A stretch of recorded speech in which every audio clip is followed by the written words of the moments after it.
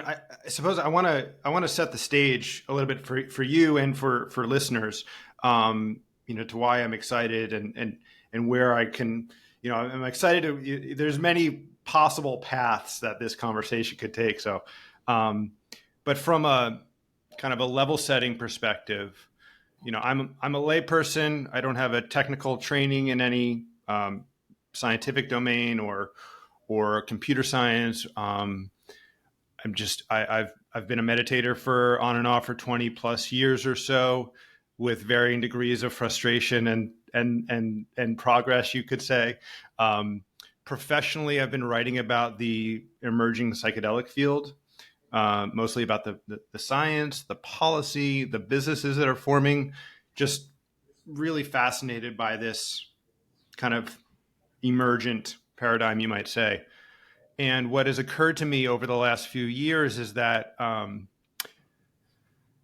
this is how I'm modeling it, that psychedelics are a part of a larger sort of paradigm movement, you might say. I know that is a term that that people might take umbrage with, but I know it has a technical sort of meaning in the Thomas Kuhnian sense, but part of it is this.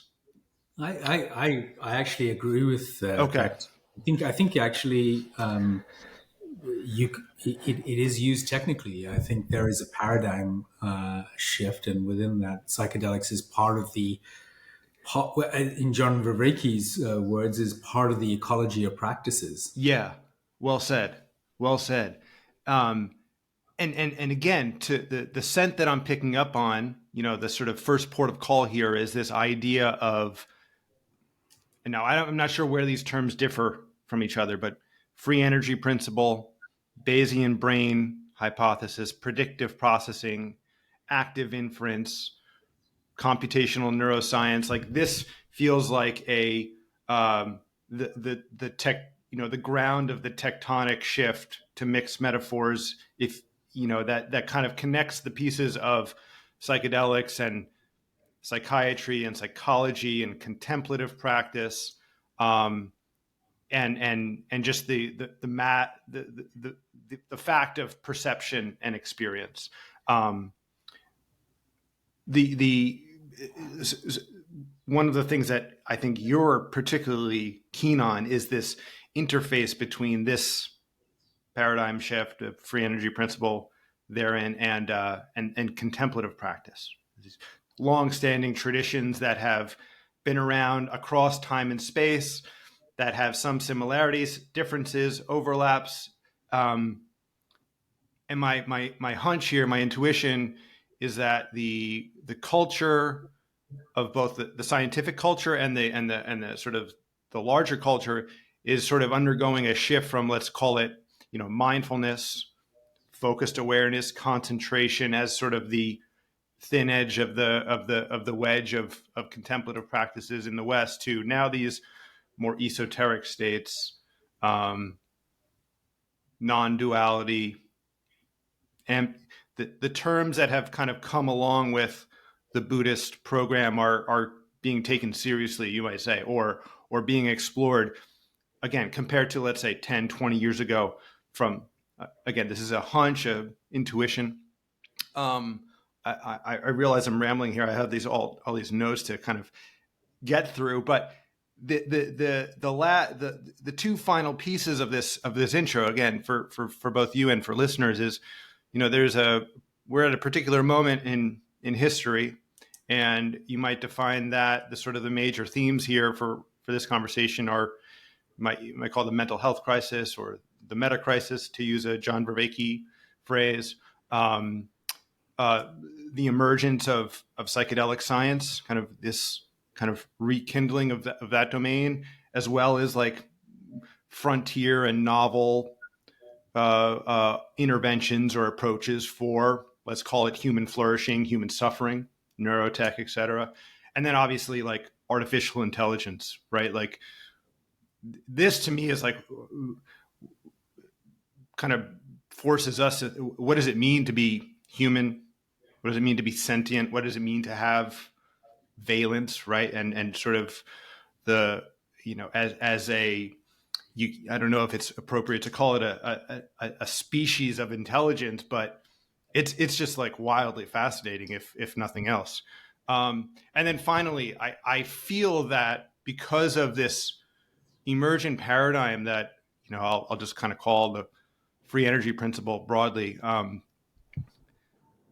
What are the implications thereof? And I think I'll just say from my experience, the talks that you've given and the ways in which you've articulated it have actually been helpful for my practice, right? Like there is actually cash value in ironically, the concepts that you're offering to kind of progress along the path, I would say. So I hope to come to that, but my hunch here, my intuition is that that may apply to psychiatry broadly, psychology broadly.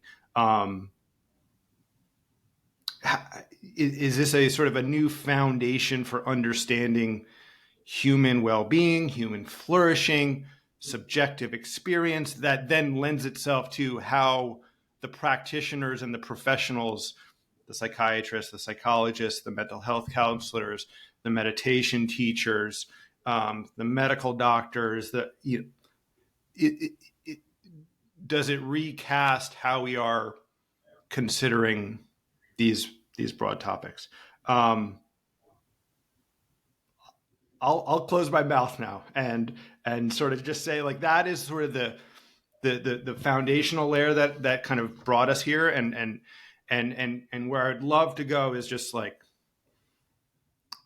I've said my piece, and I think that sets us up hopefully for a good time here.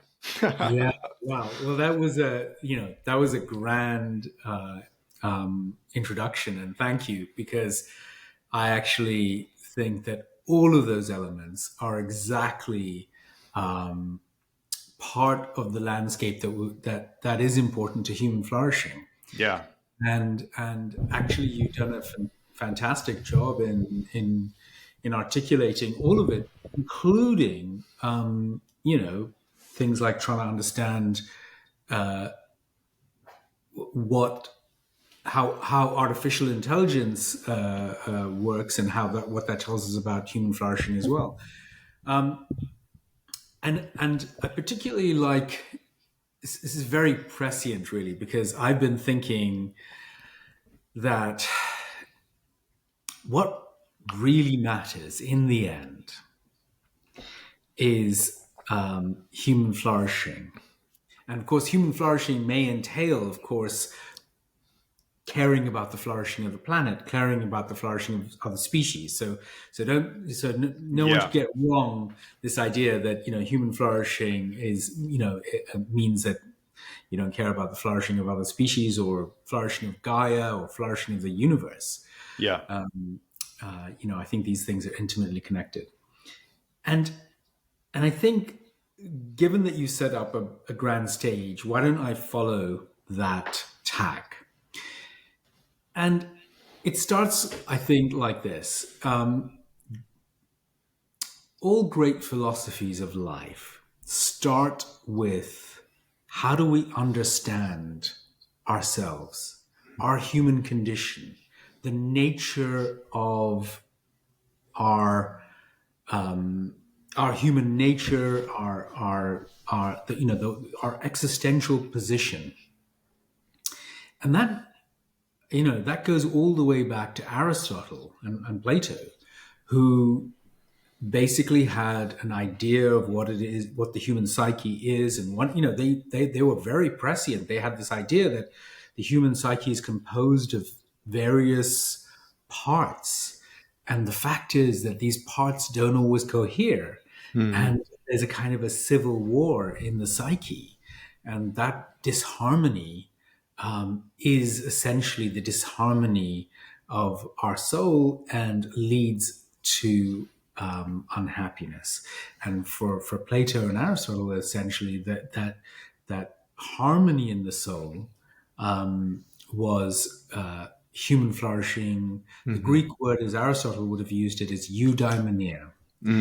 And And for Aristotle, he actually says that what we need to do is cultivate, reconstruct ourselves. I'm using modern language, reconstruct ourselves with excellences of our human capacities. Now, that is actually technically correct. People think about it as virtue, but the Mm-hmm. Greek word for virtue is arete, and the translation of arete is actually excellence. Mm. So what he's saying is that, is can we reconstruct ourselves so that our patterns, our habits, our dispositions, our belief structures become recrafted and become excellent. What were those excellences for him? They were, wisdom and morality and some sort of self mastery or self control, Mm. and some mastery over one's emotions. For example, courage, not to be Mm. fearful or anxious. Now, we can't go back 2,500 years and use some idea of what it is to be human coming from the ancient Greeks. We can't go back to the time of Buddha Yeah. or others. We have progressed so much in our science, and whatever and we start to understand ourselves in more detail.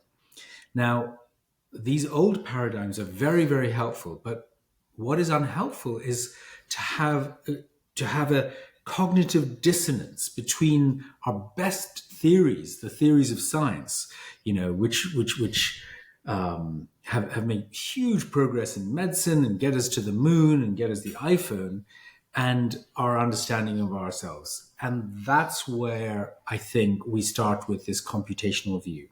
Mm. And that is, so when we look at our fundamental existential position, we say, we are these organisms somehow thrown into the world, it looks like.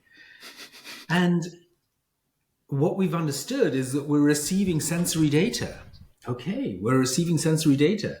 And we have some information, and we got to make sense of this world and somehow survive as individuals, as a species.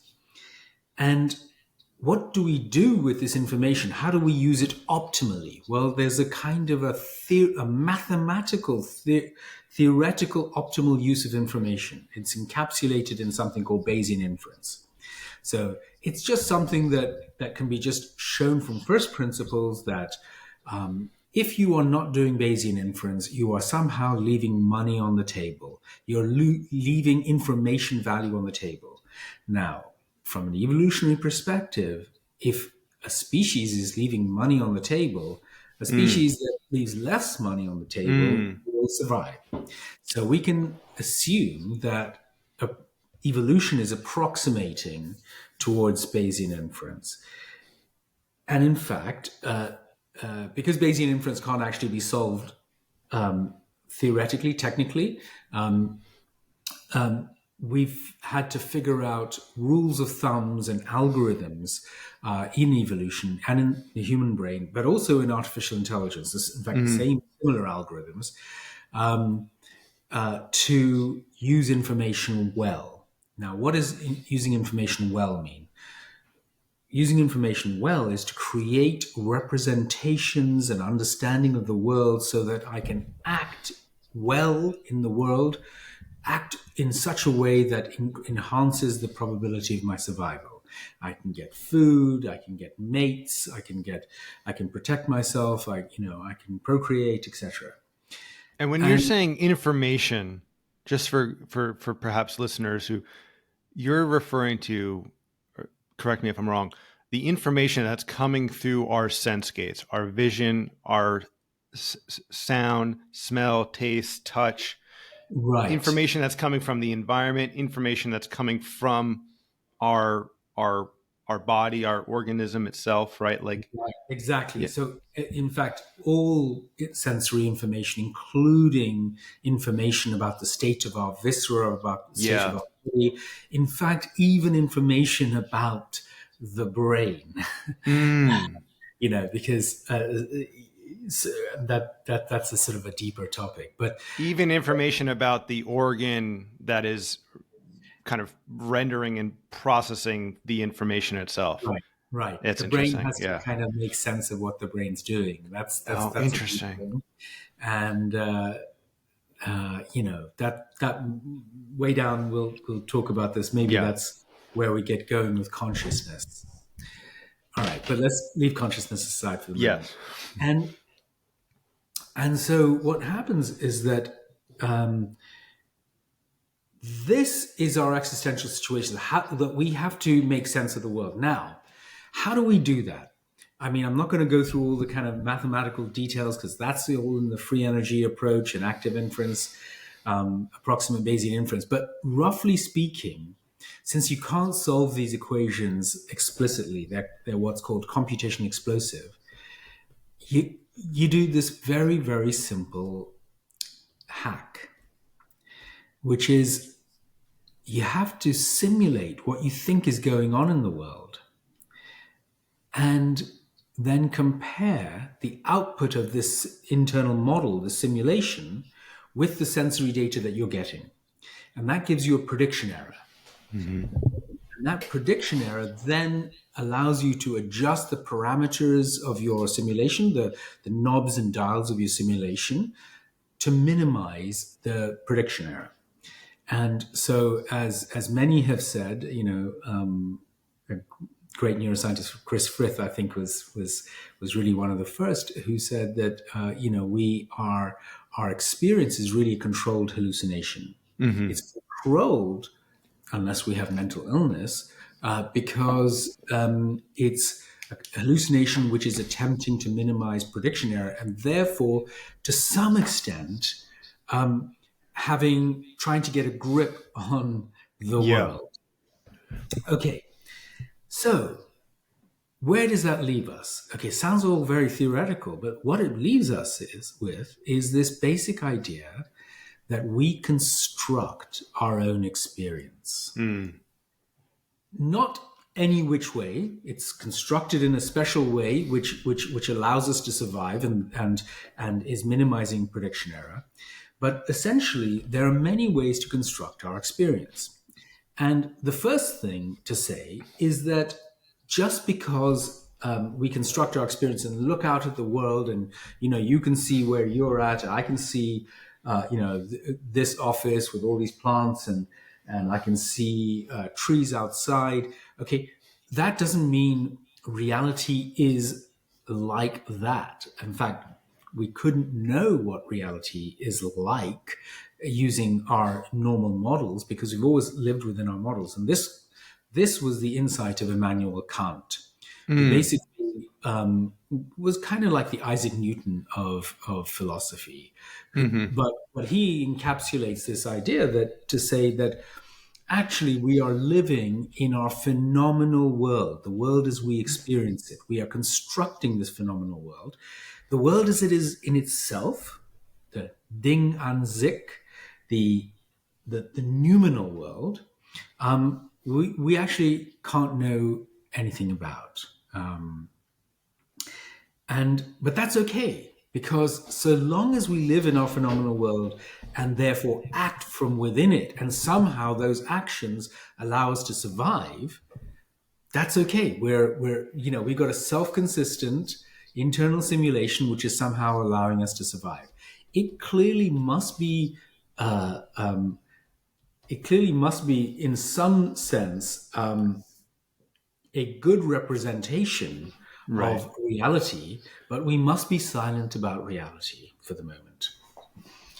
And so that, as an existential situation, is incredibly powerful, because suddenly it takes us away from this view that is there, with the scientific revolution, that we can know an objective reality. That somehow there's this objective reality, and what science and what we're trying to do is figure out this objective reality. Mm-hmm.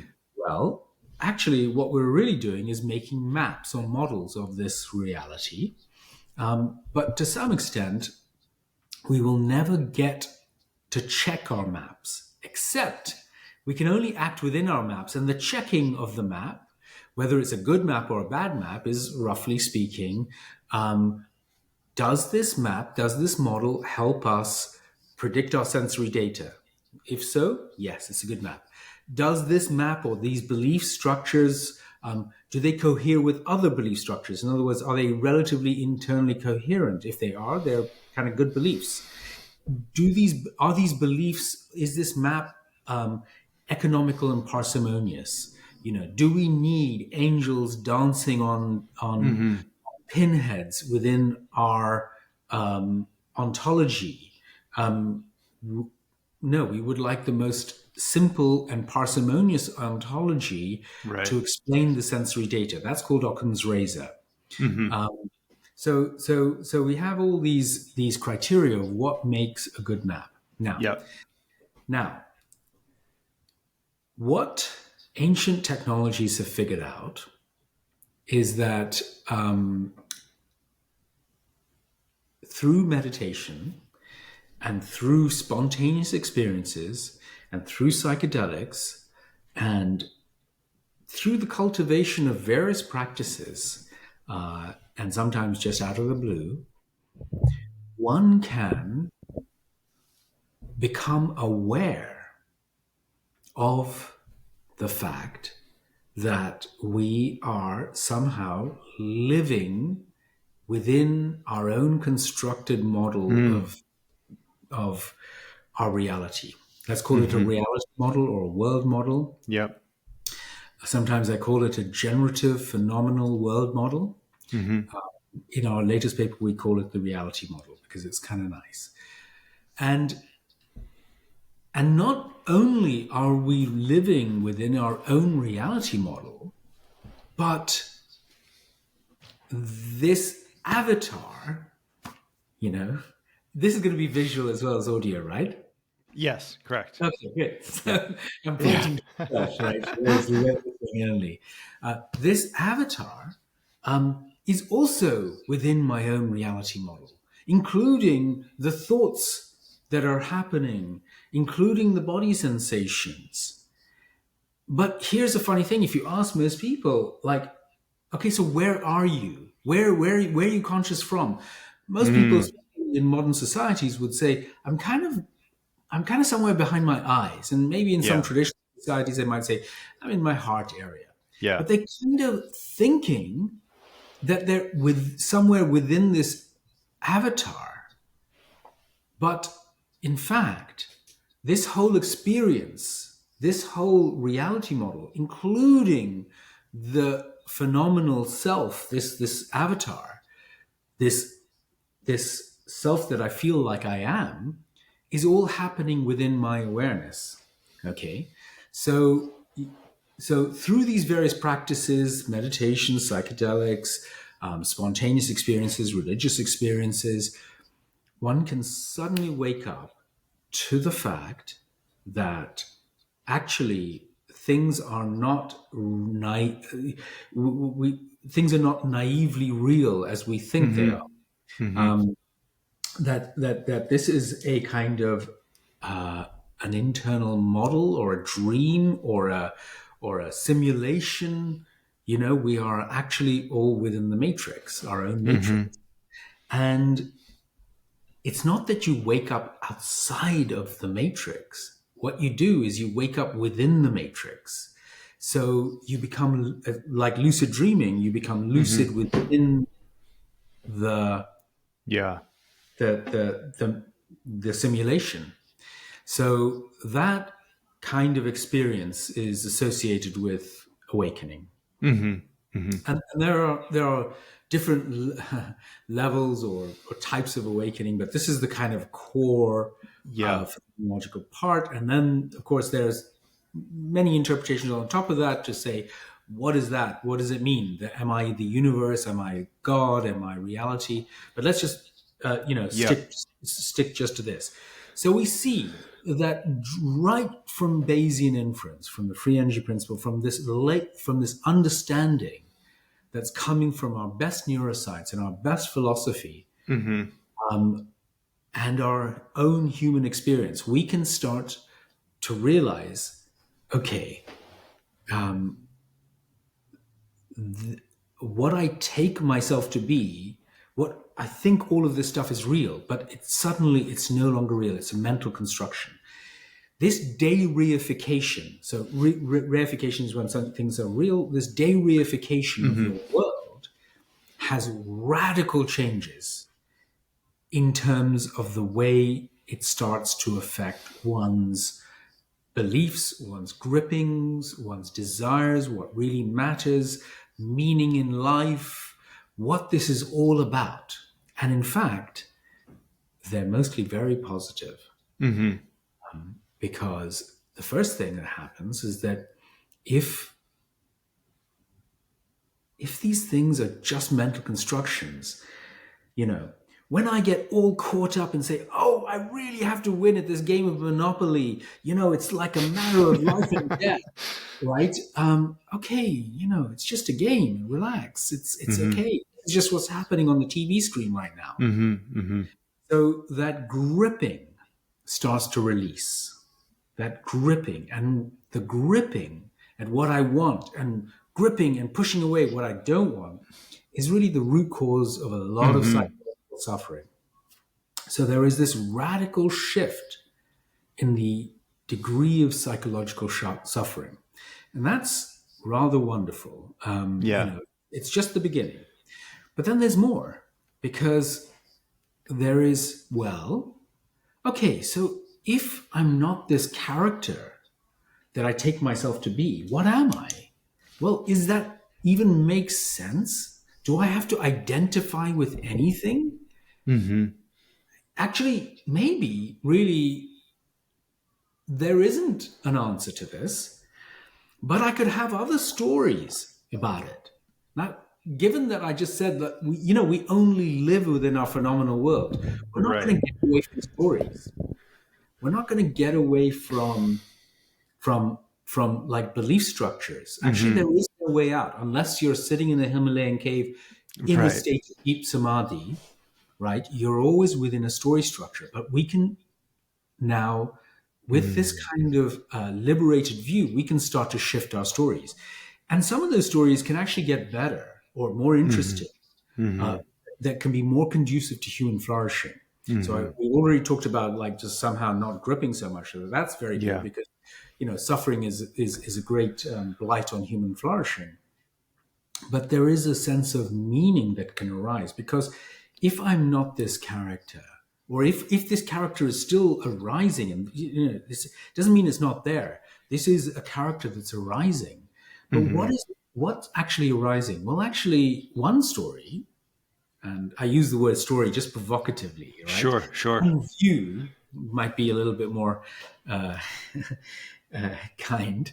One view is that actually there's just the whole universe unfolding, whatever that is. And within the universe, there are parts of the universe that become whirlpools, and they continue over time, and they're that's who we are. You're one whirlpool, I'm another whirlpool, and with these whirlpools kind of have information processing and have a model of the world, and so to some extent we are views of the universe upon the universe, partial perspectives of the universe onto the universe. Right? So that's another story. It's a beautiful story. Why is it a beautiful story? Because it can give us a bigger sense. We can connect us to something much bigger, which takes us away from our narrow concerns.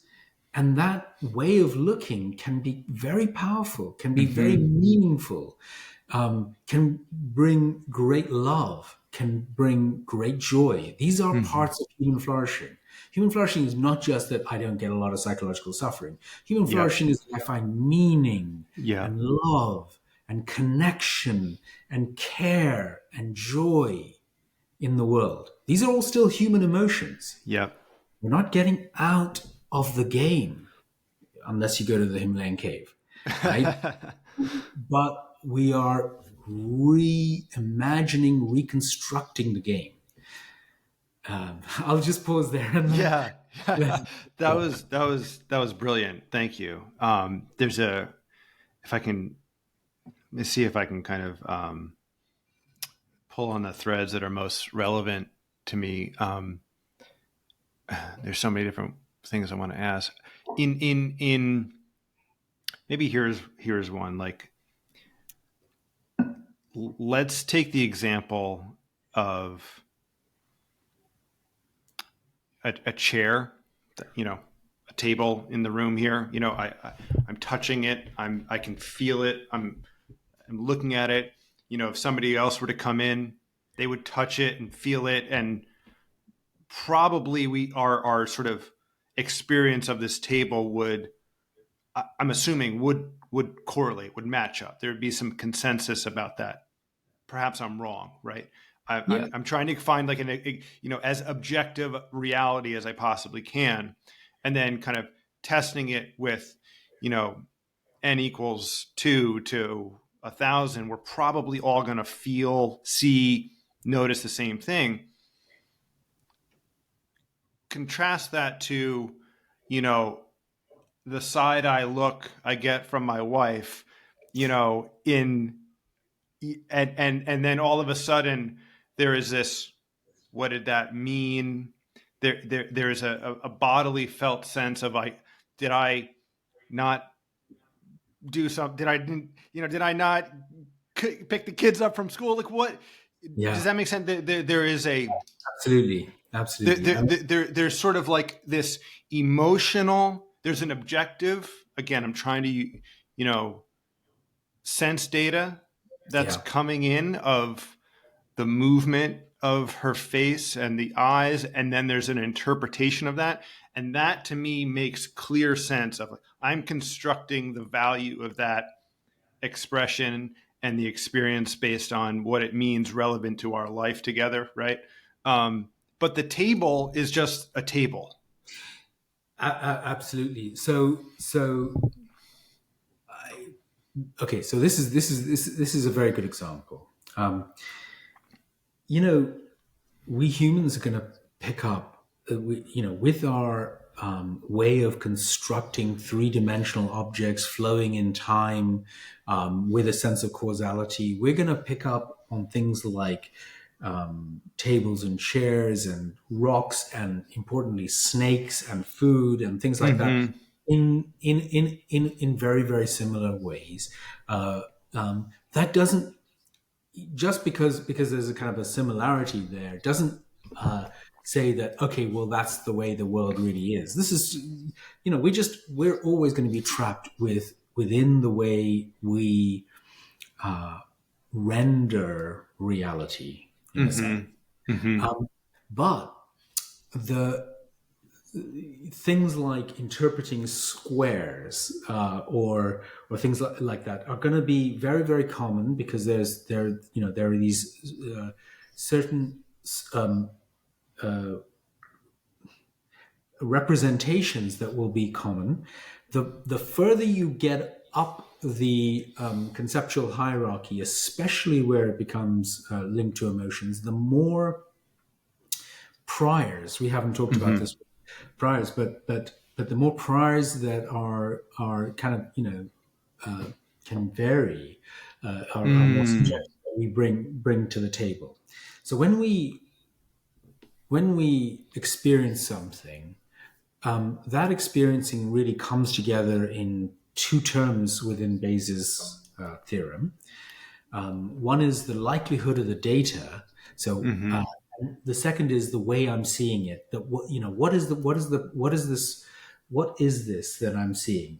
So I'm getting some sensory data, and is it a bottle? If this is so what's the probability that this sensory data that I'm getting, what's the probability of this sensory data given that it's a bottle, times the prior probability that it's a bottle? So if I look at it like a bottle, I might find that, this is a high probability that this sensory data comes from a bottle, and so I'll interpret it like a bottle. but it depends on me bringing to bear a way of looking. Mm-hmm. Now, when it comes to things like emotions, I mean, the example I think the example of, human relationships, that, the look that she gave me, I'm kind of guilty. And so I'm looking for that. I'm interpreting her look, from the guilty lens.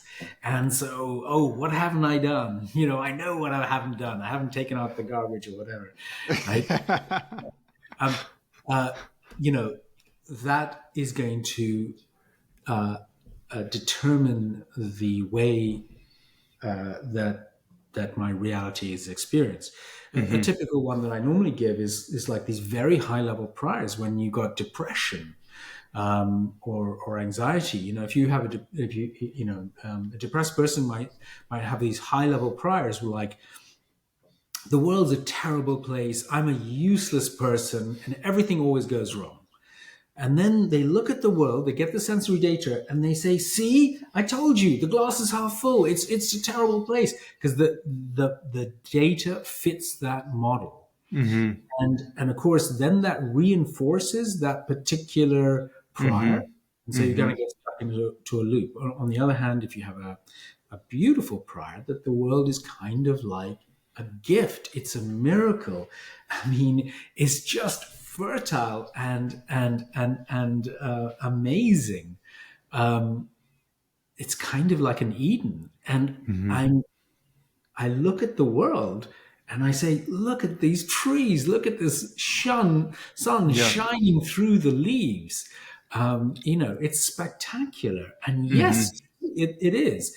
And of course, then that That. reinforces. Now, of course, what we need for good human flourishing is that our priors are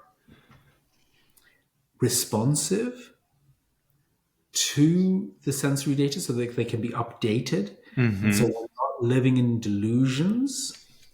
Okay.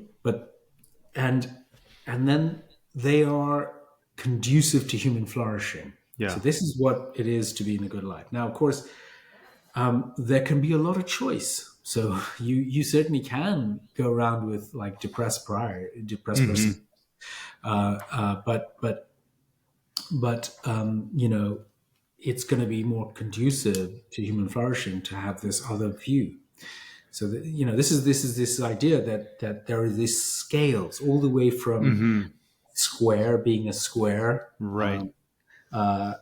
right through to these very high level views of looking at the world in Yeah. I'm in a good mood or a bad mood. Yeah. Something you just said made me think of. I was listening to Mark Miller's podcast, the Contemplative Science podcast, and he had something that struck me so vividly. Part of a longer kind of monologue here, but he said it turns out that a really important piece of the puzzle to make a prediction machine, and he was referring to this view of the brain as a prediction machine. He says it turns out a really important piece of the puzzle to make a prediction machine work well is that it learns that it's a prediction machine. And I thought that was really, it Yeah. is that a is that like is that the highest level prior kind of so That's very okay. or maybe I'll just let you respond to that. Yeah. Yeah. I mean, well, first of all, I love that. That is, I think that's code by Mark for awakening. Yeah. So it is recognizing that we are prediction machines. It's recognizing the fact that we construct all of this. And it's that recognition. If that becomes a top level prior, Mm-hmm. okay, then the state of day reification becomes persistent, and then we can just beautifully, be in the game, and then Yeah. and the most important thing is, being in, one of the most powerful parts of that recognition. It's kind of like a recognition. Is if you really grasp that recognition, it kind of puts you into reprogramming mode, or it's easier to go into reprogramming mode. You can kind of, like you do in psychotherapy, you can check out your beliefs and say, Mm-hmm. "Oh, I've been going around with this belief. That's not a great belief, actually. It's like I could look at the world in another way." Right. So it puts you into this reprogramming mode and allows for more constructive belief structures or top Mm-hmm. level bias. The other sort of area I was thinking about that I think is relevant on the kind of implication side of this is, for, the I would say I would kind of mark this kind of inflection point, the publication of a book called "The Body Keeps the Score" about Mm. trauma therapy and um, this somatic or body oriented view of the therapeutic process. And I'll just speak from my own experience that, I've spent time in psychoanalysis that I've, upon reflection, felt wasn't very fruitful. And I've spent time in this sort of somatic, body oriented approach to psychotherapy, let's say. And my experience of my experience has gotten better markedly, tangibly. And Mm. I can pretty confidently place it on the sort of the canonical practice or skill of observing the changing moment to moment sensation in that's happening in my system.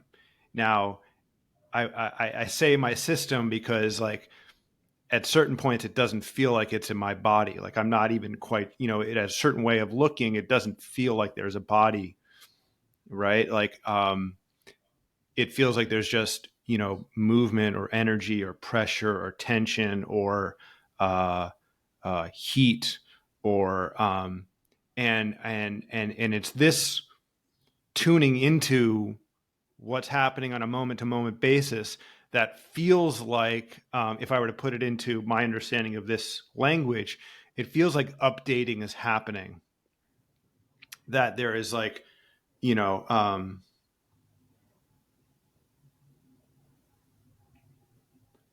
this idea of tension or gripping or, I can't remember the Buddhist terms for avoidance or clinging, tanha maybe, Yeah. or like I mean, it means to feels try. like that's happening, and it's not at a choice cognitive agentic level, but it's almost like,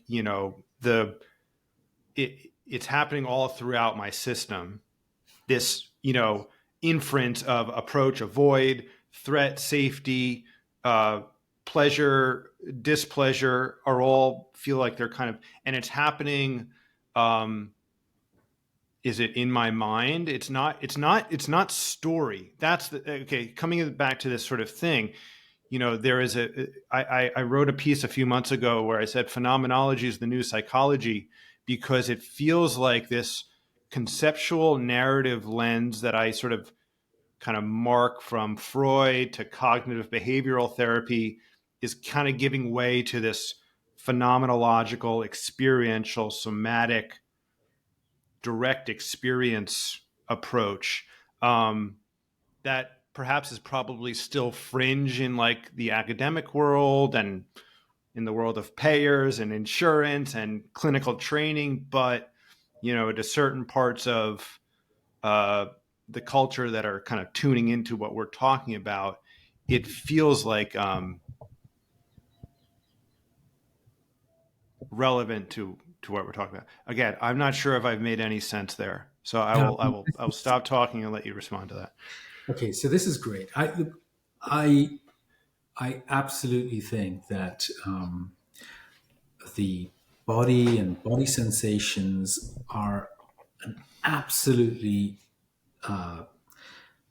key part of the therapeutic process, and and from the predictive processing point of view, The brain has to figure out what's going on in the body as well. Mm-hmm. I think okay. So this this is a very very deep and complicated issue, but like I let's start really with emotions and basic sensations, which is that emotions are felt Mm-hmm. often in the body. So there's a tightening in the gut, and there's a tightening in the heart, and there's a racing pulse, or there's a fluttering, and there are all sorts of body sensations that are picked up. Now,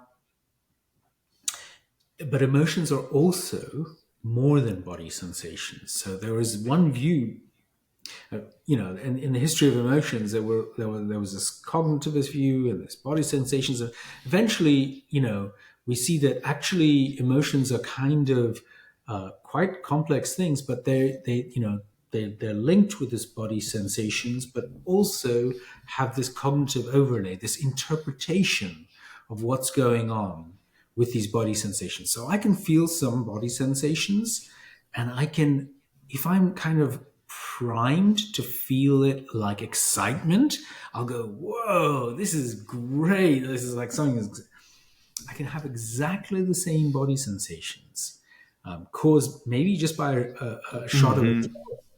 adrenaline. But I can interpret it as anxiety, as Mm-hmm. fear, as something negative, depending on the context and the interpretation. So one of the things, as you really nicely said, is that moving away from these more story-based, conceptual views and tuning into the underlying body sensations is very powerful technology.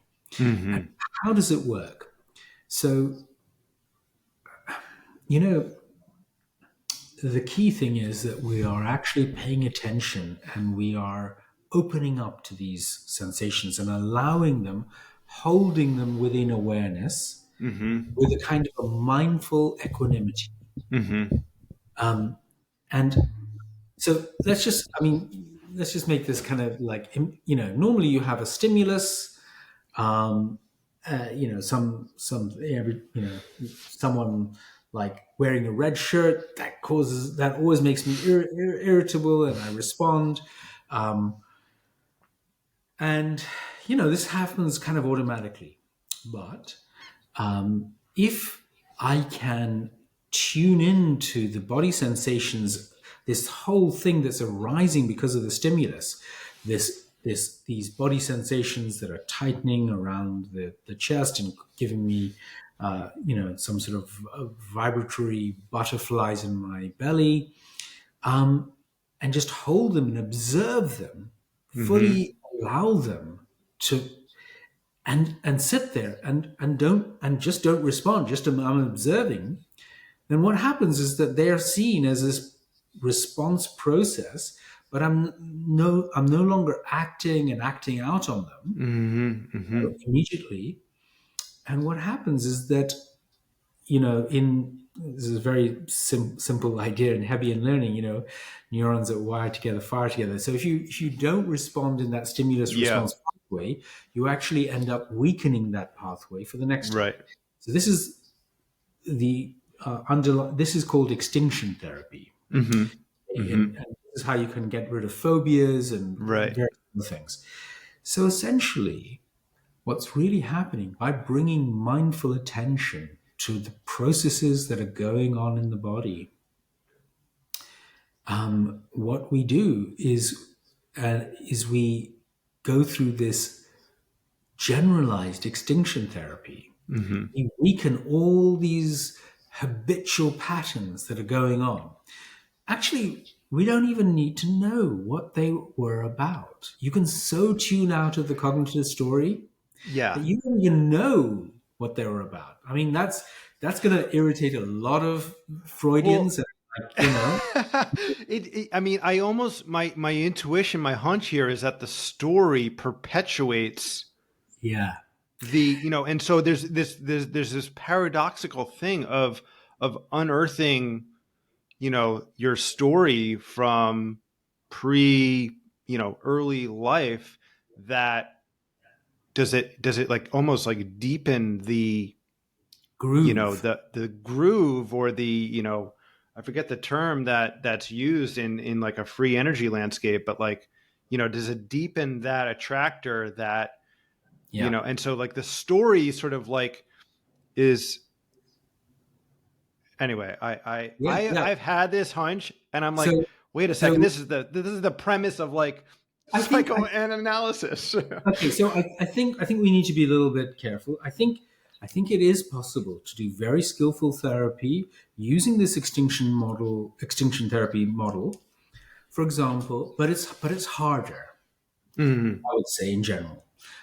For example, it's possible that within the context of a good and holding therapeutic relationship, you can bring up the story. mm-hmm. Every time you bring up the story, for example, some old childhood story, you Sure. get a lot of anxiety and a lot of stress and Right, a lot of right. response. Okay, so very big emotional response. So you've got the stimulus of the story and then this huge emotional response, and you're connecting the two every time you bring it up. And of course, it happens on steroids with PTSD. Yeah, Now, yeah. if within the context of a loving therapeutic relationship where you feel safe and relaxed, and you bring up the story, and the emotional response is muted, it's just you sort of diffused from that effect, and you can Mm-hmm. then bring it up with more calm, peaceful, Yeah, objective view, being helped by that therapeutic alliance. sure. Then of course, you have weakened that pattern. Yeah. But of course, working in the body is this very powerful technology, and of course that's done. The thing with stories is that st- stories can get caught up. You can start Mm-hmm. thinking, oh, why did this guy do this? Why did he do Yeah, that? He's always doing that. Like this yeah, always happens to me, and like you can get run away with the stories. yeah. The thing with body sensations is that you can just they're so low level that you can just kind of tune into them. And if Mm-hmm. you're willing to open, so sometimes it's like people don't want to go there because it's kind of like, it seems like scary and like not nice, Yeah. right? I mean, it literally is like a form of exposure therapy, like Right. not necessarily exposure to a memory, but exposure to the felt sense of that maybe I'm, one is avoiding, or even like just the felt sense of whatever the emotional response is to a situation. Yeah.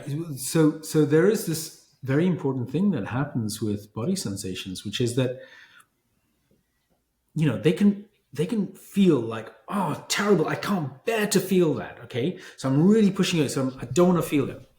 But you know how it is when you see a scary movie and like, oh, it's really scary, I can't bear to look, it's like, oh my god, what's going to happen? Mm-hmm. But if you actually just look at the pixels that are going on in Yeah. the movie, Right. what you realize is, it's not that scary. It's like, Yeah.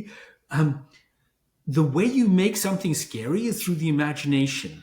If you actually look, it's all just smokes and mirrors. Right. This Right. is really what's going on with the body sensation. It's Yeah. all Yeah. just smoke and mirrors. And when you tune into the body sensations and you're not afraid, you just open to them, then you realize that, what, even if it was, for example, pain, right? This is Yeah. real, I Yeah. can't bear it, whatever. But Yeah. you actually just open and just feel the micro sensations. And then you feel like there's this vibratory tinglingness in my knee or whatever. And then you realize, okay, so it's pain, but actually it's just made up of these sensations. And even not wanting those sensations is just other sensation or Yeah. other Yeah. constructions. So this is, of course, what happens in advanced meditation. You realize the whole game Mm-hmm. is just programmed to make you react in certain ways. If you can look through all of this and see it as, this is a technical word called empty, if you can see it as empty, which doesn't mean it's not there, what it Yeah. means is it's a mental construction. It doesn't actually have the grip. It's Yeah. real. It's kind of a real monster. No, it's just a constructed monster. When you Yeah. realize that you constructed it, it loses its grip to you. And then you can go through the extinction therapy. So within a Bayesian view of this, I want you to check my thinking here or my understanding. But what I'm sort of picking up on is that there is what we're doing in this context of tuning into bodily sensations, whether that's in contemplative practice or somatic therapy or what have you, is that we're prioritizing or giving greater credence, weight maybe to bottom up input sensations that is giving the higher, like the priors that this is pain or I, this is scary, this is threatening sensation, I don't want to feel this, giving emphasis to the incoming sensory data so that the prediction errors are magnified, and then higher level priors then recalibrate or update. Does that make Yeah. sense? Okay, so I think I'd rather recast it in a different way, Please. Yeah, which please. is that the reason why it's skillful to choose things in low level abstraction, sort of down the cortical hierarchy, like body sensations, is that we have a very strong habit of getting caught up in our thoughts. Mm-hmm. They are probably the most sticky stuff, Yeah. and I would say eventually you come to see those as empty as well. But that requires more, that's sort of as you become more advanced, you eventually don't even need to go to body sensations. You can see thoughts as empty directly. But that is hard. So that's not where one would recommend people start. It's much easier to see body sensations as empty. But here's the key thing: this word emptiness, I'm using it with this word, but you can use it. You can talk about it as, in a contemporary way, as day reification or as seeing as a mental construction, so that even those low level body sensations, which are pretending to be a ghost or a monster, are seen through, and it's no longer a monster. They're seen as just a constructed monster, constructed something that I didn't want. So the key in all of it is seeing it as Mark would put it, as a prediction machine, or as de-reified, or as empty, as a mental construction, because that's what allows you to relax and allow it with equanimity. Then the body automatically reduces the synaptic weights of those pathways. Okay? Right. So it starts to dissolve the patterns. That is liberation. So we talked about awakening first. Tell me if you don't want to talk about this kind of like this stuff. I want to talk about this stuff. Okay. So we talked about awakening, which is like waking up within the generative model, becoming essentially mindful of the whole process being a mental construction. Okay, seeing things as empty doesn't mean it's not there, but it means that you're sort of seeing them as a mental construction. But then the liberation dimension is you start to unwind unhelpful behavioral and emotional patterns, essentially through this extinction therapy. So Mhm. so seeing things as empty is almost like a necessary condition to Mhm. then allow those patterns to unwind. This is what happens. People have a big awakening, for example, they can have a sudden big awakening, and then it takes maybe a number of years, maybe a decade. Mhm. But they slowly start to change and shift, and they unwind and they become, you know, less of a jerk or whatever. Um, and less selfish and less self-centered, Yeah. because all these patterns start to unwind. Now they may not fully unwind. You may choose that your idea of human flourishing is that actually I want to be a strong person, I want to make change in the world, I need Yeah. to push back. Okay, that's Yeah. the kind of thing that you're going to be doing. That's what it is for you to flourish as a human being. Yeah. Good. Someone else could be all gentleness and kindness. Mhm. um, Mhm. so it's going to come out differently, and people can get stuck on the path and all sorts of things, but the Yeah. general idea is awakening and liberation. Mm. This is the sort of story of human flourishing. And there's a third dimension, which is wisdom, but you know Interesting. put it all on the table. Um, I've heard you say that you, or let me ask you, like Rob Bea, I believe was a teacher of yours, and I'm curious if you were able to talk about like um, y- y- your interface with these ideas of free energy principle, Bayesian brain, in combination with kind of working with Rob, like because I feel like I've either heard you mention it or I seem like I have a hunch that Yeah. he uses the term fabrication, soul making dharma, ways of seeing, and I'm curious if like Yeah. So how these things kind of interact. Rob was hugely influential in my own journey, and I think he was absolutely amazing. And as I've said in other talks, I see a lot of what I'm doing is kind of putting a theoretical, mathematical framework, kind of Yeah. modern computational, neurophenomenological framework on what he was talking about. As it happens, unfortunately, I actually couldn't really spend a lot of time with him because he was very sick during Hmm. this period where he was very influential on Yeah. me. So I was actually influenced by.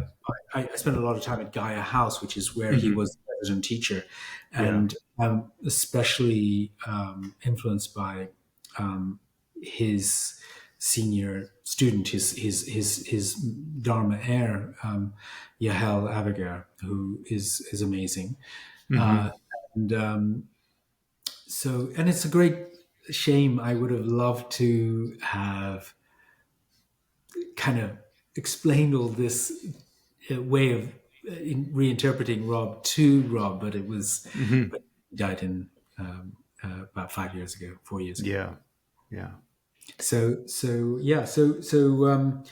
And you're absolutely right that essentially the sort of way of looking. So Rob's idea was that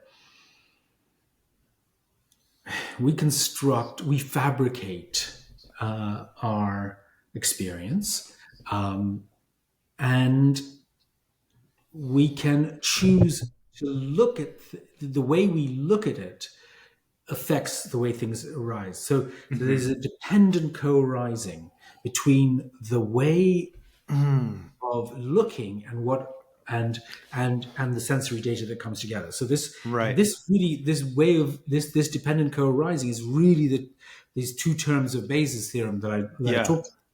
And so this is really I think a beautiful way of looking, and in a way, this sort of reconstruction project that I talk about of human flourishing is Yeah. essentially, he talked about things as soul making, Yeah.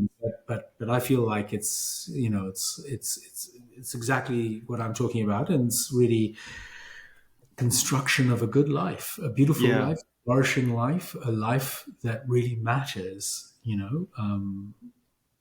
a life of however it's coming out for you, whether it's being an activist for Gaia, or whether it's helping the sick, or whether it's writing beautiful poetry, or whatever it is.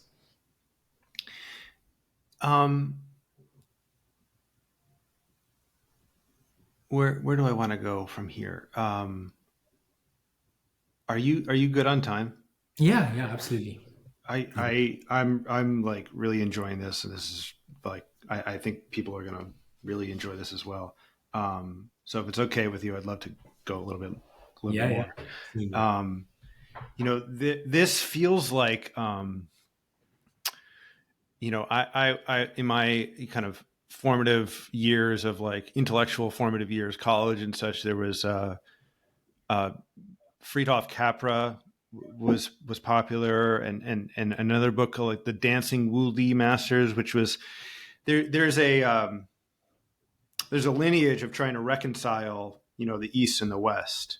And what I feel, and I'd be interested in your take on sort of how I'm framing this, but what I feel is different here is that the lens through which we're talking about is about the process of perception and first person experience, and the science and the neuroscience therein, versus what I kind of felt from previous generations was trying to reconcile ancient wisdom with reality as it is, like the objective world. And I always felt like it was kind of jumping the shark, in the sense that invoking quantum relativity and quarks and very esoteric physics felt like felt like kind of the wrong tack. Maybe I'm mistaken there. But what's interesting here, and again, either something you've said that I've heard you say, is that what we're dealing with the free energy principle is kind of like a reconciliation of thermodynamics and information theory. And correct me if I'm wrong, but and again, sort of caching or framing this all within the science of relative perception and direct experience, the neuroscience related to that, is a completely whole different ballgame than trying to reconcile emptiness with the fact that the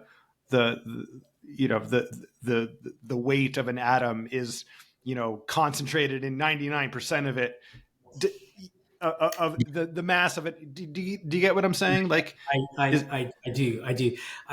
Zach, your all of your questions are like, I really resonate with them. I think that there's a lot of you're really coming from this very intuitive place, which I was actually also really influenced by Fritjof Capra and the Tao of physics.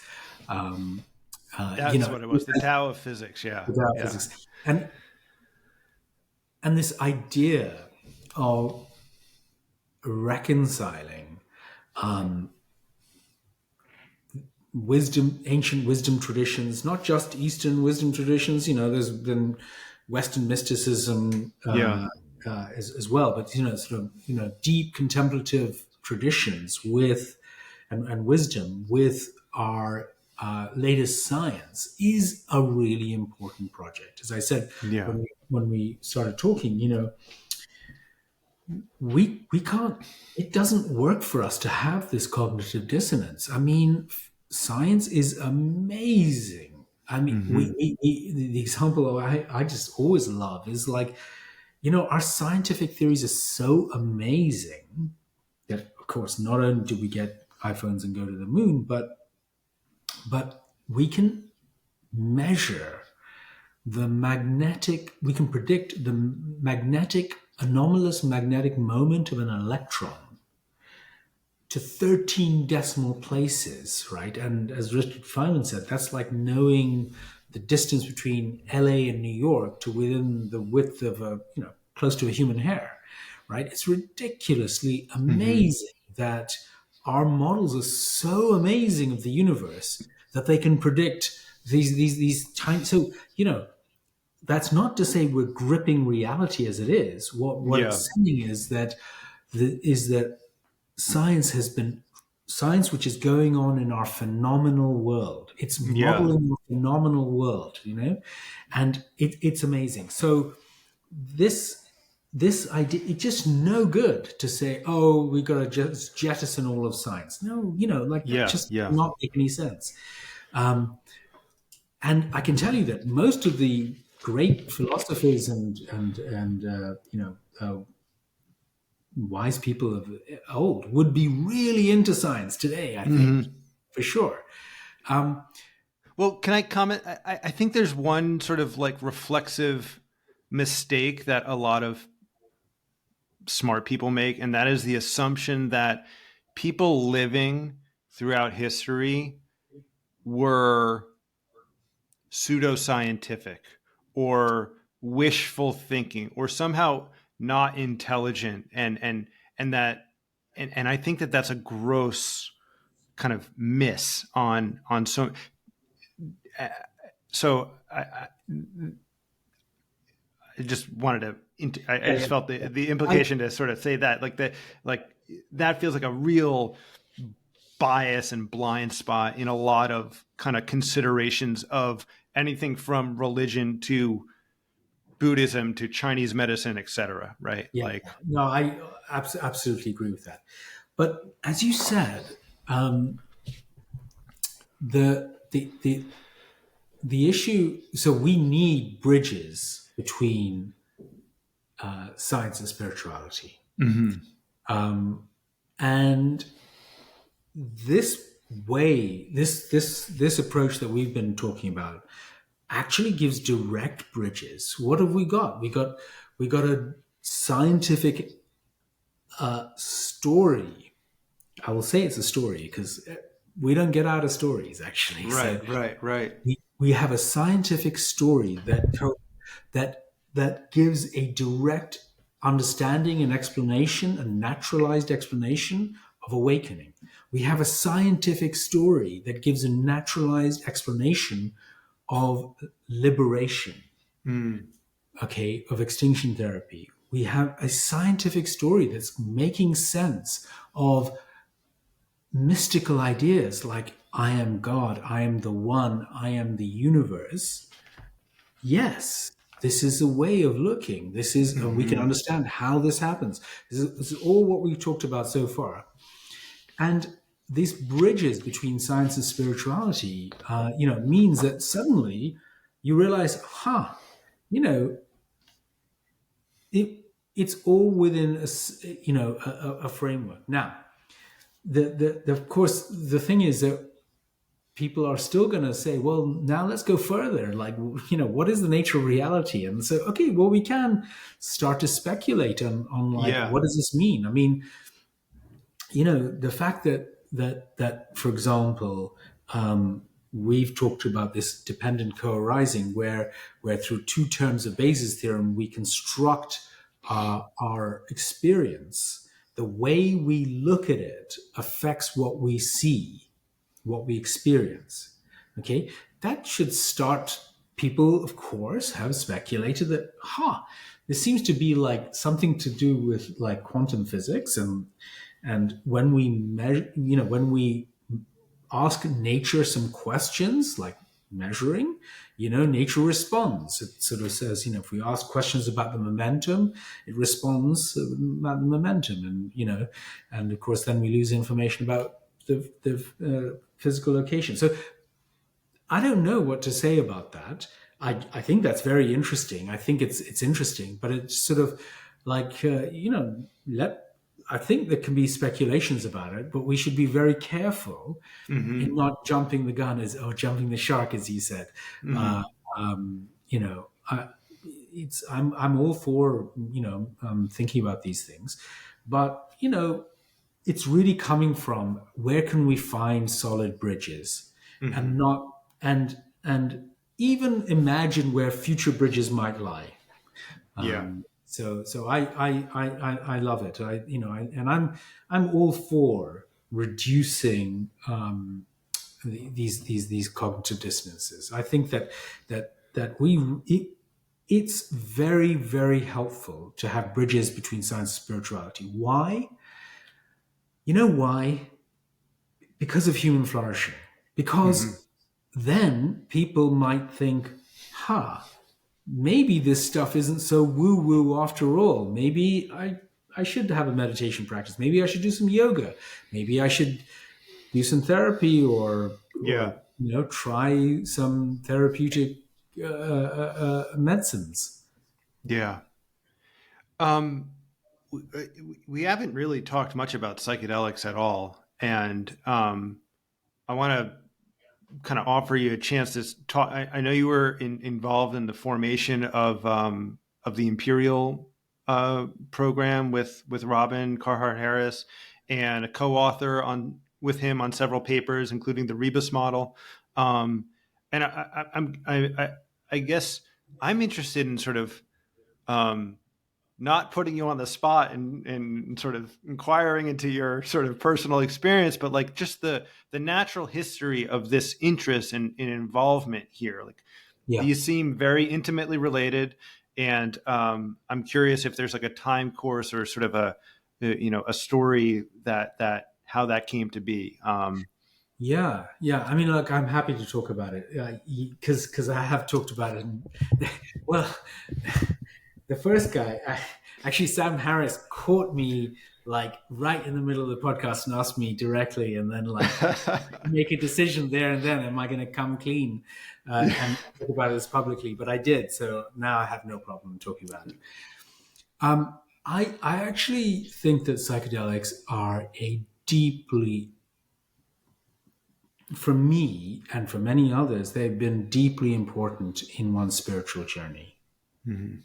And and I actually so I started meditating like 37 years ago.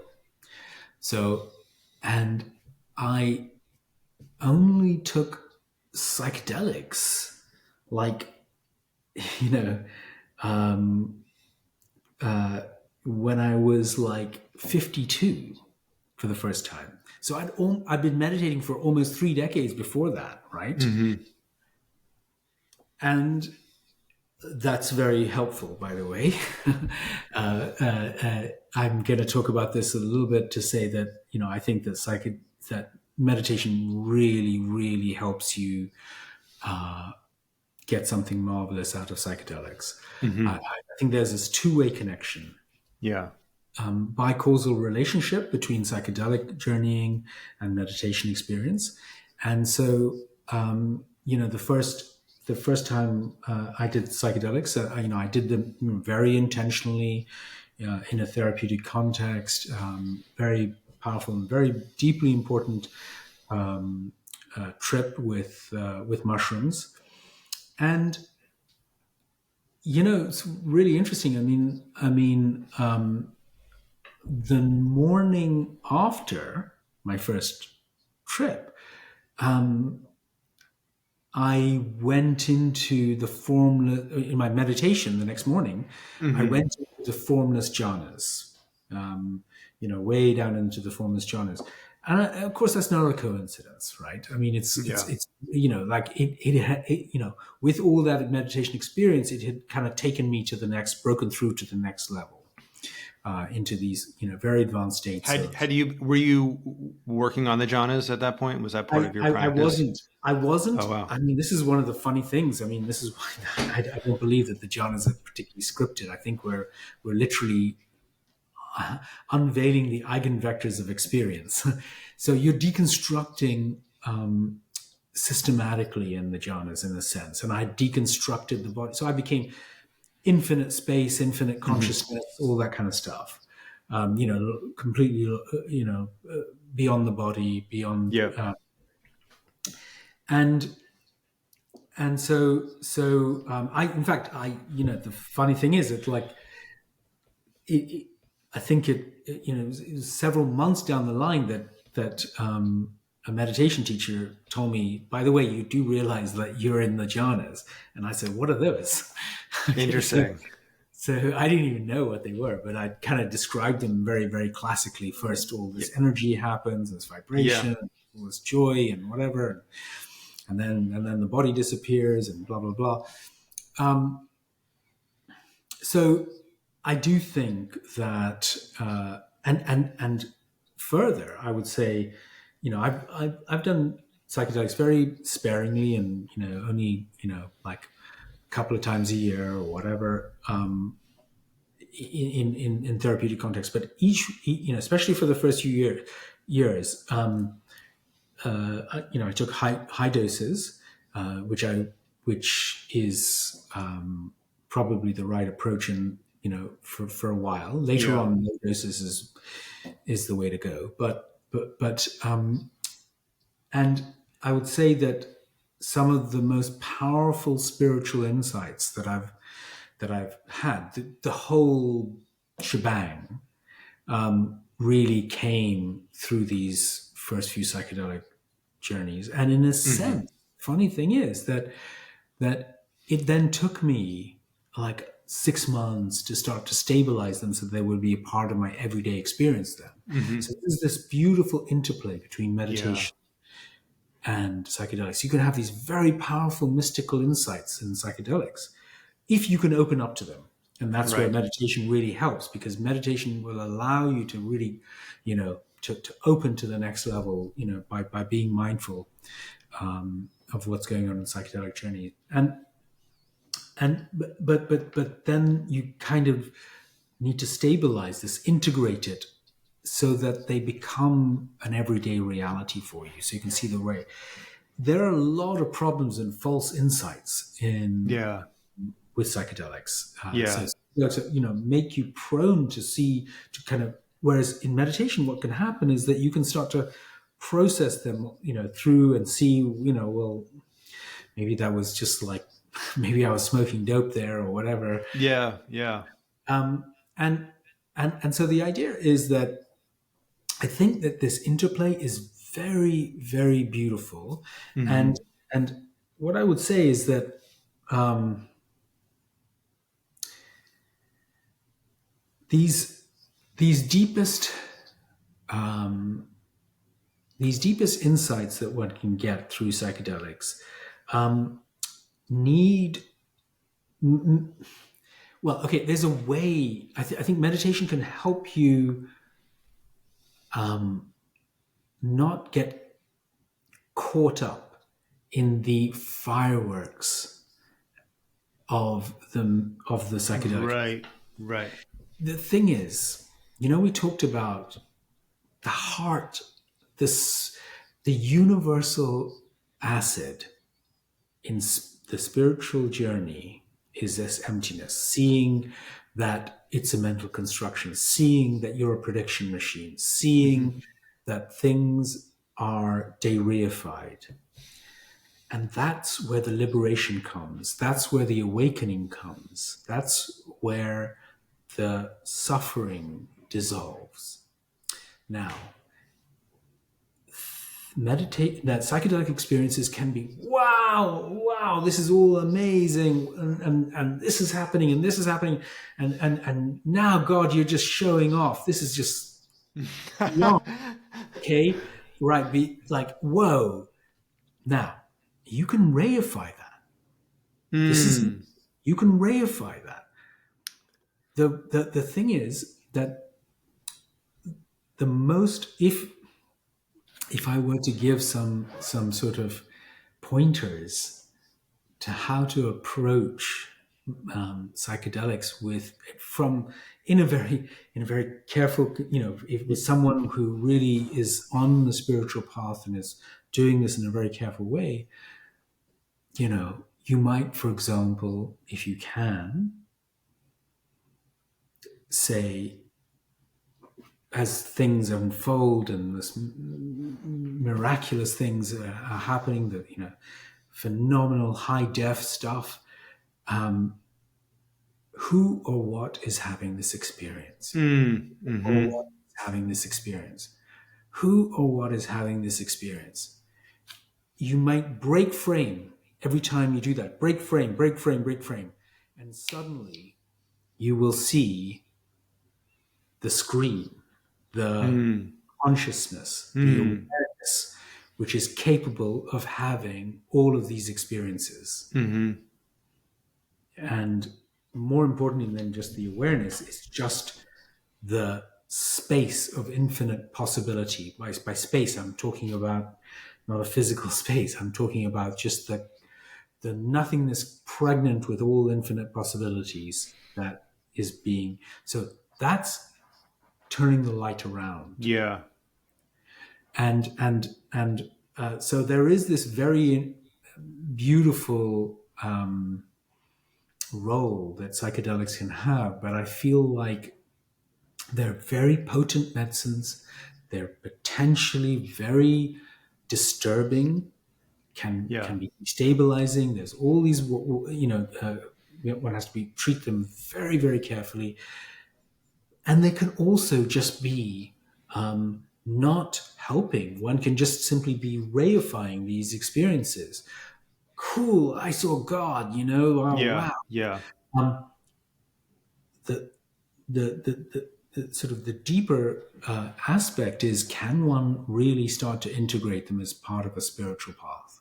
I don't know if that makes sense. I love that. I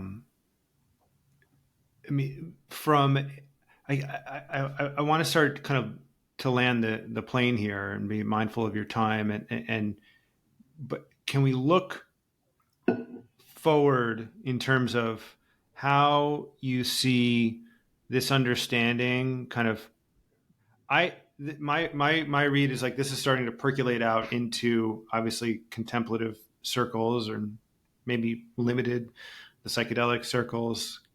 Computational psychiatry is a term that I've seen heard. I'm curious how you see your involvement, career. I heard you say at one point you wanted to do a master class on, the free energy principle, and I've been waiting to hear when that's going to come out.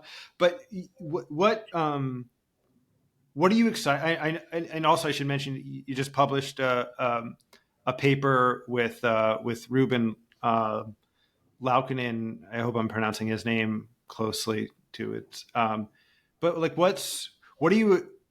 I mean, you're obviously passionate about this, and you can tell it's the meaning and the interest and the passion for this just pours out of you. And from my perspective, I can see it being like a really fundamental piece of the puzzle for the domains that we've been talking about, psychedelics, and integrating that into preparation and intention setting and integration, training of psychotherapists. I feel like the profession of mental health professionals hasn't picked up on this scent quite yet. What do you plan to work on and sort of?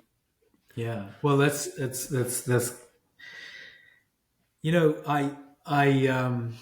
I mean, this summer, Ruben and I spent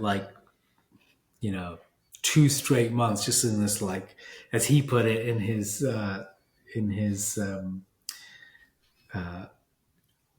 Substack or the Twitter thread. We were caught in a level 5 cyclone inside. It was pretty incredible because what we've been working on this stuff together independently for a decade and we realized that to really understand what's going on in meditation, we need to go all the way through to consciousness. And so we wrote this predictive processing paper, predictive processing theory of consciousness called the beautiful loop. We technically call it epistemic depth theory. And I'm kind of an academic. I'm at Oxford and also in Imperial and all of this stuff. But really, um, I want to help these bridges between science and spirituality, and having been a practitioner and also coming from the science side, I feel like this is what my journey, this is what the universe wants to do through me. Like causes and conditions. For some reason, I have all this theoretical stuff and Yeah. mathematical, and I've been meditating, and it all just wants to come together in through this lens, in to talk about human flourishing, and that for me, that's what I want to continue to do. That I actually feel like what I'm planning to do is write a book. Oh, great. Bringing this whole thing together. The Yeah. book is the kind of stuff that we talked about, which really forms a theoretical backbone of some future potential pragmatic dharma. It's to help this theoretical backbone of a future pragmatic dharma. And I think pragmatic dharma has been fantastic. I mean, I'm very close to Michael Taft. Michael Taft is a mentor and teacher for me, and Shinzen Young, and many other people in pragmatic dharma. And I feel like bringing it together with the science is what is Yeah. actually needed. And I come at it from the science and the philosophy and all of that. So that's really what I'd like to do. I mean, in terms of the masterclass on the free energy principle, I actually did there is a YouTube video, if anyone wants the math of it. There's all the kind of math stuff already on online. But I feel like where I really want to go is put it down as a book, and maybe as a course or something like Yeah. that. Yeah. So my general view is that I'm very pluralist in the sense that let a thousand flowers bloom. Yeah. I love that all sorts of teachers are coming at it from all sorts of ways. There are all these different views, and I have one view, one flower to offer in this whole journey that people can pick and choose from. You strike me as an optimistic person. Is Yeah, that it is. true? Yeah, it is true. It is. I really feel optimistic. I feel like I think the world is an amazing place. I think we have made enormous progress. I think that this renaissance of spirituality and meditation and psychedelics is happening when it needs to. Yeah. I I feel that doesn't mean that we don't need to worry about the things that we need to worry about. Otherwise, Sure. things won't Sure. continue to go well. But Yeah. I mean, of course, there are things to worry about. But I'm fundamentally optimistic, and the reason why I'm fundamentally optimistic is because I feel like there's a kind of a fertile cosmos. It's like the universe wants to express this free energy. Well, now we're talking about kind of traditional free energy. Would wants to express this gift of free energy that was given at the Big Bang. This order. It's kind of letting it percolate out, and it's coming through in all this amazing complexities that the ecosystem and the trees and the evolution and the stars and galaxies, and it's expressing itself, and there's life and there's consciousness, and there's love and there's hate and there's drama and there's, all sorts of stuff. It's all And of it. yeah, it's great. Has that always been the case With me, in for optimism, you? Yeah. I I think intuitively it has.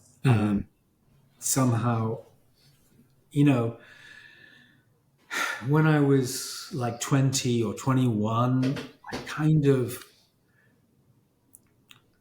intellectually felt these same things, like how ecosystems spontaneously come to create order, how Yeah. um, how gradients of free energy spontaneously organize themselves into hexagonal cells or into whirlpools or other dissipative structures. How complexity spontaneously forms, and somehow this was linked to a kind of a Hegelian process of the zeitgeist exploring itself and going through a dialectical process of thesis, antithesis, synthesis into more and more expressions. I'm a big fan of Hegel, actually, in the sense that, where he felt this was ultimately going was that, this process, this dialectical process of the infinite exploring itself, is ultimately about the infinite waking up to itself. And we're all a part of that story. This is just a story I'm giving you. I'm not giving Sure. you, but Yeah. it's a story, and it's a beautiful story, and it's a story that I tune in from time to time, and I think that it really is one that resonates with me, and that when we wake up and become aware, and we are these islands of awareness that can look back upon the universe that gave rise to its looking back onto itself. We are a small part of that awakening process of the whole, and where Hegel felt this process of this dialectical ultimately come to this zeitgeist is the absolute, knowing the absolute. That's a very, it's amazing how intuitive you were. Now I'm just coming out to say that that's a very optimistic view. In fact, I would go, like, now that you brought out this kind of vibe in me right now, which is Teilhard de Chardin was a Jesuit mystic, who also took this Hegelian view where he ultimately felt like it's all going towards the omega point, where the universe will wake up to itself, the infinite will wake up to its full expression. And I think, that's certainly thermodynamically, it feels like there really is a kind of teleology. Teleology got a very bad name because it was kind of, we had to work in terms of efficient causes at some stage in the 17th century and 18th century, and sort of got thrown out with the baby got thrown out with the bathwater. But Can you remind me what teleology means? teleology is a kind of a cause or an explanation that looks towards going towards some sort of goal state, going towards, normally explanations is like A causes B causes C. So if these are efficient causes coming from the back. Yep. When we say the flower grows towards sunlight, Towards the sun. this is a teleological explanation. Interesting. When we say that the universe is trying to dissipate entropy, right? Yeah. It's and in fact, it's trying to dissipate as fast as possible. And it turns out that just sitting there like a ball of, hot gas or whatever, just dissipating away, that takes forever. It's way more efficient to have kind of whirlpools or suns or things coming together into little islands of order which then end up dissipating way more than the disordered stuff. So we are those islands of order, and we end up dissipating way more than the universe would without us.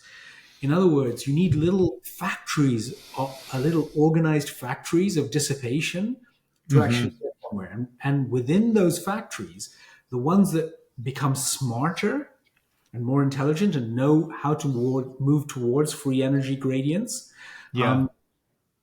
end up dissipating even faster.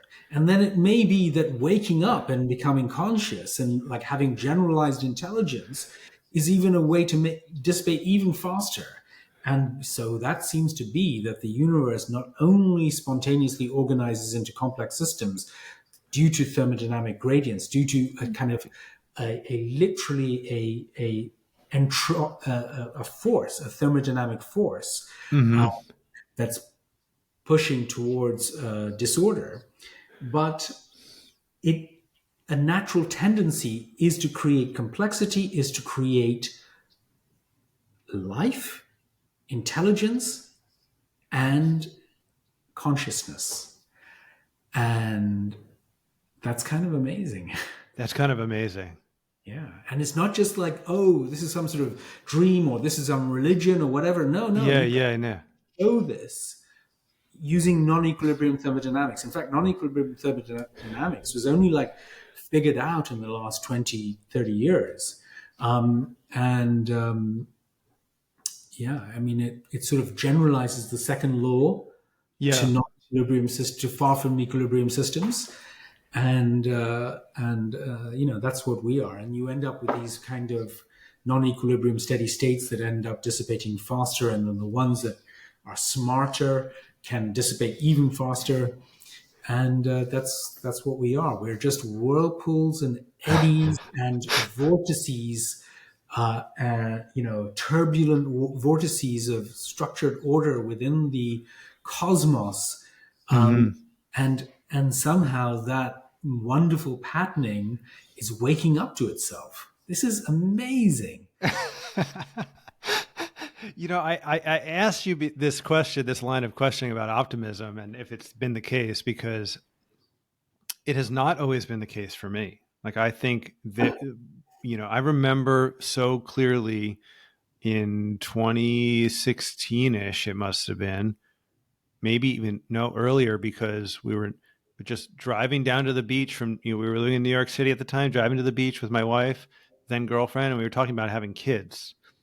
And to me, I just remember thinking like, we're not there. There's not going to be water supply. It was just like, I just had a very, what I thought of as a smart and rationalistic but ultimately a pessimistic view.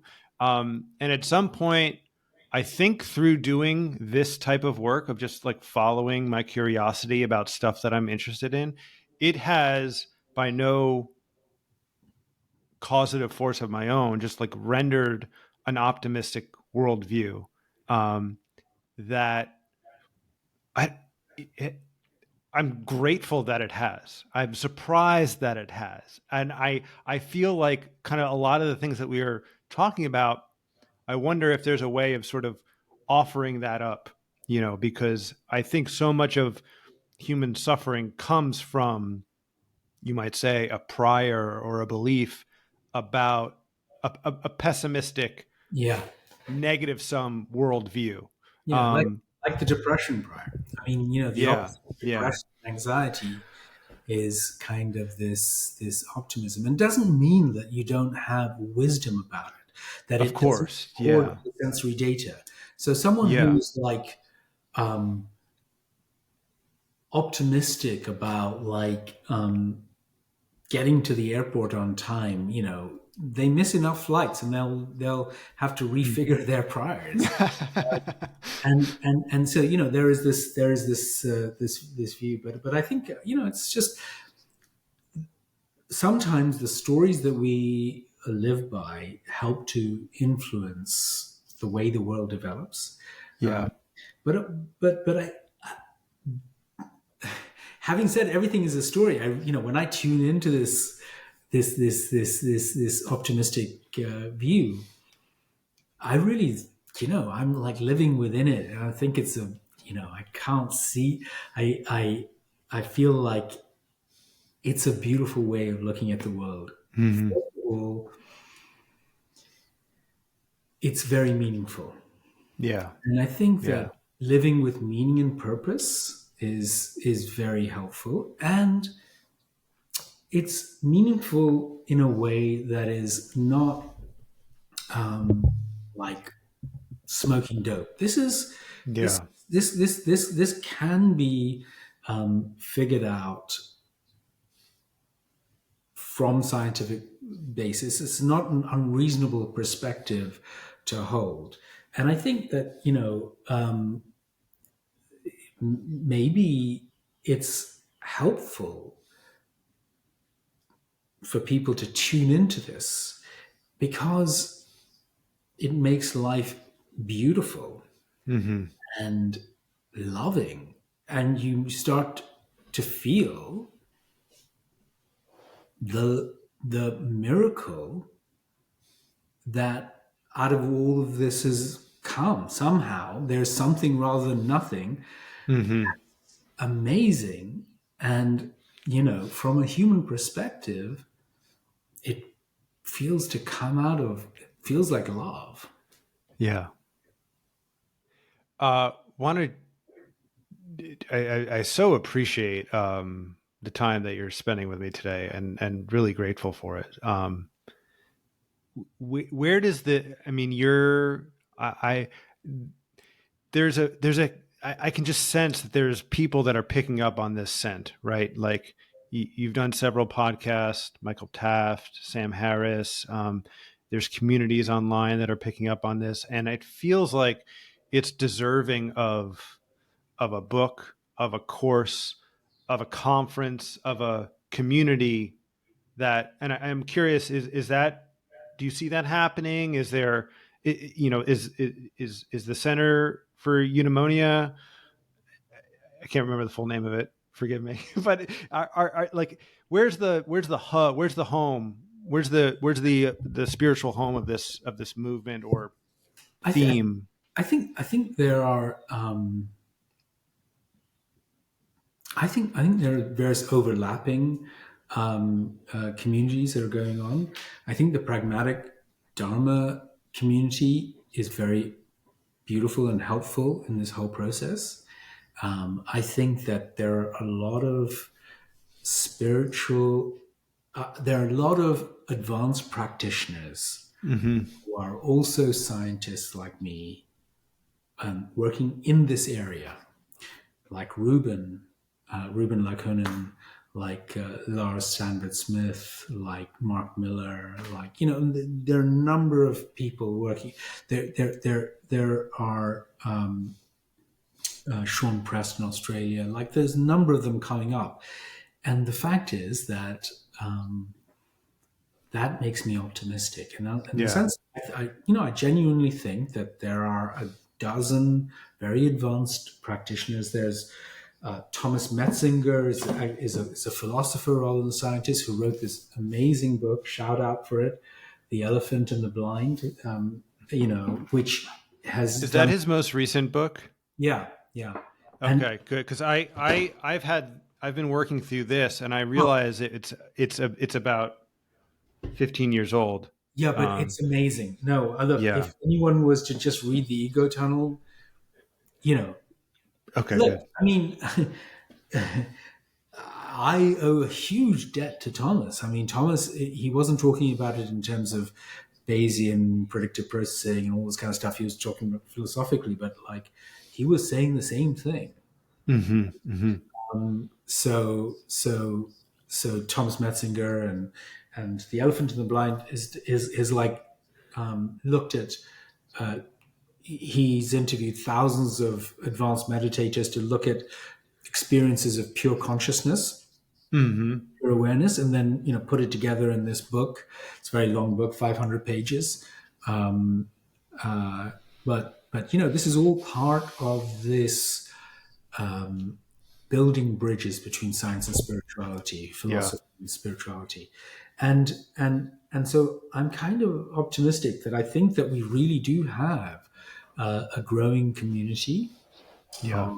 of people who are advanced practitioners, but also working on the theoretical side of things, and who will be able to, we're all kind of talking to each other Yeah. and coming at it with different lenses, different views, different stories. Like, and there was a time where I feel like, oh no, I've got to figure out the right story, and then like, the true story. Yeah. There is no true story. It's Mhm. like there. That doesn't mean that doesn't give us relativism. So this is important. I just want to make this clear Yeah. because people could think that I'm being a postmodern relativist. I do think postmodernism is super important to say that we can't get outside of our narratives. But where I think it goes, you start off with this, the last, from 200 years ago, we start with modernism, and then we get this postmodern shift in the 20th century where we realize that there's just these narratives, that there is no Archimedean point that I can stand outside the stories and judge them from. Mm. But then that has the specter of relativism, which is that anything goes. Yeah. But Right. that also doesn't work. So then we Right. come to the next phase of the Hegelian dialectic. So we had modernism, we had postmodernism, and now we have metamodernism, which is a kind of trying to do the synthesis. So I see myself as in that metamodern stance. So I say it's all stories, but I also say, with an ironic twist, that some stories are better than other stories. Hmm. Then you say, well, then what's the criteria for betterness of stories? And then I will say that they are other stories. That's also a story, the criteria for better stories. But the kind of thing we're talking about is stories that cohere with others. A lot of other stories are good stories. So that's called coherence.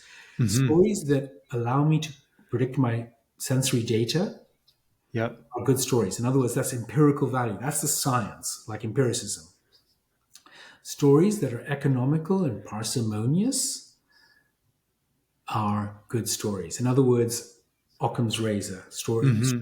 You compare them down. Stories, simpler stories are better than other stories, given that they Yep. take the same sensory data, given that they cohere with as many beliefs. Stories that have pragmatic value for our survival. Mm. Story, Mm.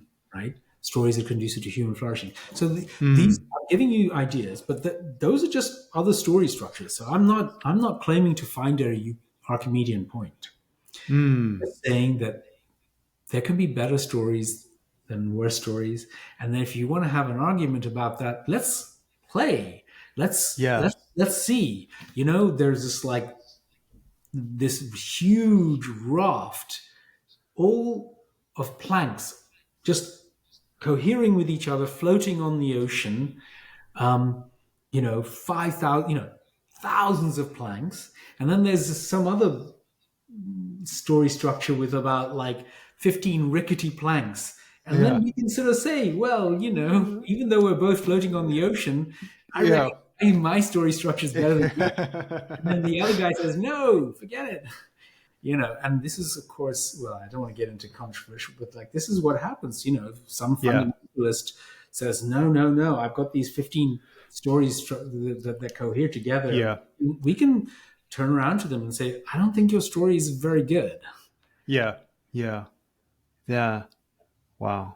What's real quickly, what this is making me think of is there's a kind of a niche area of physical therapy, like the world of physical therapy and clinical work, where people who are living with chronic pain, whether that is, the overwhelming majority, let's put it this way, the overwhelming majority of people who are living with some form of musculoskeletal chronic pain, primarily, it's not the result of tissue damage, pathology, right? It is become a learned sensation in response to an injury, fear, and there's a domain of that's called pain science education. Lorimer Moseley is kind of like the father of that. He's actually from Oxford, but an Australian PT. Anyway, the long story short of it is that there is therapeutic value in revising people's core beliefs about what's going on in their body as it relates to chronic persistent pain. Yeah. That if there's a prior, if there's a belief, if there's an understanding that they have a slipped disc, right? This is where language gets important. And they start to live their life in such a way is that they don't want that slipped disc to slip out. That creates this cognitive, emotional, behavioral pattern that perpetuates a phenomenal, the subjective experience. And there's an intervention that is sort of countering those beliefs and those priors and recapitulating their understanding to what's called like a, neurocentric or a sort of a top-down sort of understanding of pain as an output of the brain kind of thing. It's very related to this. It is a predictive and protective and adaptive, phenomena. And that can unwind the pattern of persistent and chronic pain. And you could argue that that's simply by changing the narrative or the story. There's an iatrogenic story that's happening and it's usually kind of delivered in the clinic when people are explained what's going on to them. This pathoanatomical view is actually adds fuel, you could say, to the subjective experience of persistent pain. I think that's great. So this is where I kind of see like the cash value of what the work that you're doing actually, in contemplative practice, in psychotherapeutic, in the broad category of human flourishing is like recasting our understanding of our experience, ourself, our place in the world as general, in a more therapeutic, pro-social, advantageous, adaptive light. Because I feel like there's so much of, the human experience, for better or for worse, is cast in almost like a pathoanatomical kind of, if I were to make an analogy. And you could argue that like, the God-shaped hole or the religion-shaped hole is kind of, there is those structures served a purpose of placing us in a proper story. You might say. This is really very beautiful because I think these high level priors can go so deep into the body because we talked about hierarchical. We didn't kind of mention that like these priors actually sit in a hierarchical structure. So top level priors provide priors for the models below, and those models then function with the data that's coming up to provide priors for the models below that. And there's kind of maybe half a dozen layers in the brain of these hierarchical processing, but they go all the way into the body. This is how everything works. And so the body and the immune system and the pain system is also kind of like the pain system. So if you have this top level prior that no, everything's okay, I'm totally fine, right?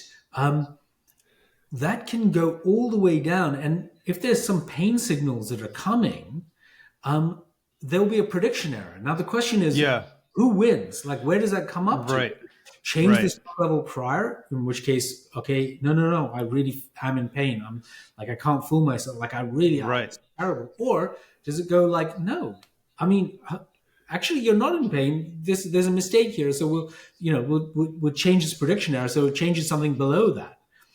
And you see this effect all the time. This turns out to be the most powerful effect in medicine. Everyone knows this. It's called the placebo effect. That's why it's such a nightmare trying to do trials, because the damn Yeah. placebo effect is so powerful that you kind of have to do all this controlled stuff because it's too good, unfortunately. Yeah. Yeah. Right, so it's a problem for for medicine, but it's amazing when you put it the other way around, and say, huh, there's this placebo effect. So I mean, it starts off with, like, in the Second World War, where you know this surgeon was on the battlefield and, like, ran out of morphine to give the soldiers for analgesia, and eventually I didn't know what to do, but, like, had to operate, otherwise he's and started giving them saline, and a number. I mean, Yeah. Yeah. maybe more than half of the soldiers actually responded and didn't feel pain. Went through the surgery now, or didn't feel as much pain, but somehow got through surgery. This is amazing that this can happen. So much so that what we now know is that this kind of effect, when people, it goes, because we have this predictive processing model has various outputs, including the motor system, so I can move, but also has neuroendocrine system and Yeah. the neuroimmune system, right? Yeah. Yeah. So you can actually end up saying, having these very powerful top level priors, someone in a white coat, maybe they're not as powerful as they used to be 50 years ago, but, like, someone in a white coat says, oh, you're fine. You're absolutely fine. The tests show you're great, whatever, everything's fine. And you go, oh, I'm fine. Like, no problem. Like, great. And then, but as you cascade down, there's this sort of inflammation or whatever, and, like, the immune system goes, we've got a prediction error here. So it's Yeah. not actually fine. So what ends up happening is that you end up producing more antibody titers. So you actually see an increase in antibody titers because the guy Right. in the white coat said you're fine. Oh Yeah. my god! I mean, this is incredible. This is how the immune system. I mean, this weird effect of the placebo effect. Works. I mean, the placebo effect is so ubiquitous. We can Yeah. tell all sorts of stories around it, and they're bound to be true because it pretty much works everywhere. So the fact is that this system, and especially in this pain system, like I can imagine, actually, yeah, my collaborator Ruben told me a story about, which I Oh think, yeah. I read his account of his which, experience. which, is, Yeah. which is on Twitter, so you can. I mean, he's been public about it. But I mean, Yeah. he had this terrible. I think it was this slip disc thing that was just halfway out, or I can't remember the exact detail. Yeah. But it was just so.